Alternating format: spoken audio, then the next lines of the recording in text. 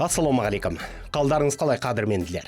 Біраз уақыт болды, қазан айында Астанада өтетін күрес түрлері әлем чемпионатына байланысты ақпарат беріңізші деп өтініп жүрген жанкүйерлер өте көп. Дзюдодан неге хабар таратпайсың деп ренжитіндер де бар. Дұрыс әрине талаптарыңыз. Мұндайды сұрағанда өзімде бір жақсы сезініп қаламын. Кім болса да өзіне ұнайтын ақпарат көзінен естігісі келеді ғой. Айтатын ақ едім, бірақ бір әттеген ай бар. Байланыс жоқ бұл федерациялармен. Баспасөз қызметтері дұрыс жұмыс жасамағандықтан ғой. Нәтижесінде олардан жеткен жаңалықтарда жекелей парақшалар таратады және федерацияның ресми пабликтер шығарады. Ал мұндай жаңалықтар сосын мүдделі топтарға ғана жетеді. Осы спорттың айналасында жүргендер ғана қарайды. Жаппай халыққа жетпей қалады. Бұдан бөлек кәсіби түрде жасалған сараптамалық материалдарда тапшы. Сосын қалай халық арасында танымалдансын бұл спорт түрлері? Күрес федерациясы осы спорт түрін халыққа кеңінен тарату, танымалдандыру мақсатында белгілі бір блогерлерді жалдап, оларды вице-президент деген дардай атақтарға, лауазымды қызметтерге қойды ғой. Шындығында жаңашылдық болғаны рас мұның. Бірақ біз оның әзірге оң әсерін көріп тұрған жоқпыз. Ол блогерлер арасында өз тұлғаларын дамытумен ақ жүр. Солай жүрген басынан. Қайдан кәсіби дүниелер жасасын олар? Күреске үш қайнаса сорпасы қосмағандар ғой. Оның кесірінен де көріп жатырмыз. Кеше сол күрес түрлерінен өтетін әлем чемпионатының билеттеріне қатысты дау шықты. Электронды кассаларда 50 мыңнан асып жығылады деген билет құны деген ақпарат дүңк ете қалды. Бәріміз елеңдедік. Неге сонша қымбат деп? Ал енді баспасөз қызметіндегілері барлығына түсіндіріп әуре. Ол абонемент екен. Барлық күндерге арналған. Ал 1500 теңгеден 4000 теңгеге құрайтын билеттер 1 қыркүйекте сатылымға шығады дейді. Осыны басынан ақ түсіндіруге болмас па еді? Қайда осыған жауап беретін мамандар? Билет шығарылған екен демек, оргкомитет құрылғаны ғой. Оларды неге біз білмейміз? Күрес түрлерінен өтетін әлем чемпионаты бізде күнде өтетін қатардағы жарыс па? Осындай үлкен іс қолға алынған екен, неге бәрі бүге-шөгесіне дейін ойластырылып жасалмайды? Сауатсыздықпен бейкәсіпқойлық шығар. Басқа түсінік жоқ менде. Осы ақпаратты шығарған әріптесімнің парақшасында шабуылдаушылар өте көп екен. Жалған ақпарат тараттың, күрес туралы ақпарат жасамайсыңдар деп. Шындығында жалған ақпарат емес ол. Әрбір қарапайым адам сол электронды кассаға кіріп қараса, бұл бейне бір жарыстың билет секілді. Қосымша түсініктеме жоқ. Олқылық па? Әрине. Енді қылышын боққа шабудың қажет жоқ. Неге осы әлем чемпионатын дәріптеуде кәсіпқой журналистер араласпайды? Шынайы әрі тартымды етіп ақпарат таратуда басқа кімдер бар?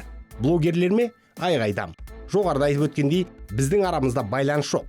Боксты жиі айтасыңдар депті. Қалай айтпаймыз? Ол федерация бұқаралық ақпарат құралдарымен байланысты өте жоғары деңгейге қойған. Өйткені өзінің мамандар жүр басығасында. Айтқымыз келмейді емес, айтамыз. Жаңалықтардың жаршысақ болғымыз келеді. Бірақ құрғақ ақпаратпен алысқа бара алмаймыз. Сараптамалық жұмыстарымызбен бөліскіміз келеді. Бізбен байланыста болатын мамандар болса неге жасамасқа?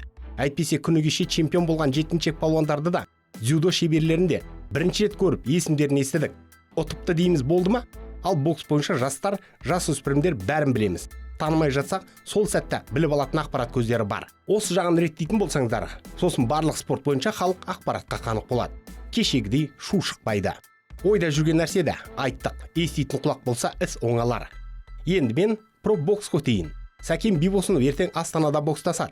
Nomad Fighting Championship пен IBA бірігіп жасайтын кәсіпқой бокс кешіндегі басты жекпе-жектердің бірі болады бұл. Бибосынов қазір бас назарда. Бұл әуесқой бокс емес, бұл профи. Оның үстіне ұйымдастырушы компанияда мықты жігіттерден құралған. Сондықтан біздің бұл жігіт қазір медиа танымалдықта жұтып ақ жатыр. Бұл жекпе-жек маңындағы іс-шаралар оған да, оның бапкері Мырзағали Айтжановқа да қатты ұнайтын секілді. Бәрі көңілді, әрі жайдары.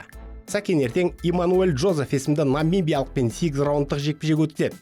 Бәрі дұрыс болса, қазақ өз жерінде қарсыласқа жеңісті бере қоймас. Біздің бала профтағы тағы бір сында ұтысқа ие болады деп отырмын.